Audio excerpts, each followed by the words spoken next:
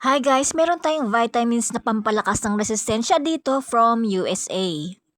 Pampakinis, pampaputi, at nakaka-firm ng balat natin. To make us younger looking everyday. Depende sa sakit. Lalo yung mga rhinitis, sinusitis, mga allergies na ganyan. Yung mga sipunin, lagnatin. Ang lakas makaboost ng antioxidant nito na detoxification at meron siyang pampaputi, glutathione. Nakikita nyo naman sa balat ko, di ba may improvement talaga siya. Nakakalis ito ng liver natin at ng ating kidneys.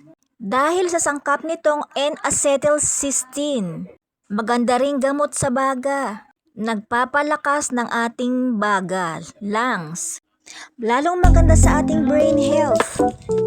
At sa mga babaeng may fertility problem ay okay din to, lalo na yung mga may PCOS. Yung mga may problema sa pagkakaroon ng kanilang anak. Safe din ito i-take kahit wala pang laman ng ating tiyan. FDA approved po ito, made in USA. Goods na goods po ito para sa ating mental health. Gamot para sa mga may schizophrenia, sa mga bipolar disease, at lalong-lalo na sa obsessive-compulsive disorder. Para yon sa mga may nervyos at para sa mga nerves.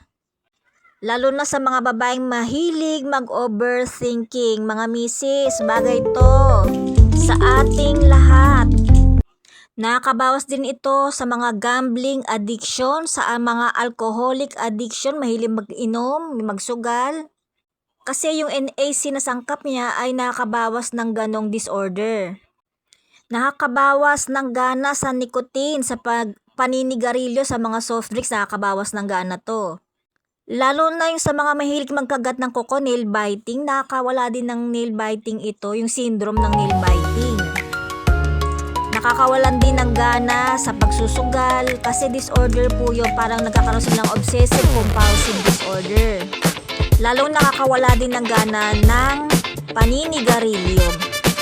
Kaya't bagay na bagay ito mga misis sa inyong mga mister, kaya't bilhin na, di kayo magsisisi.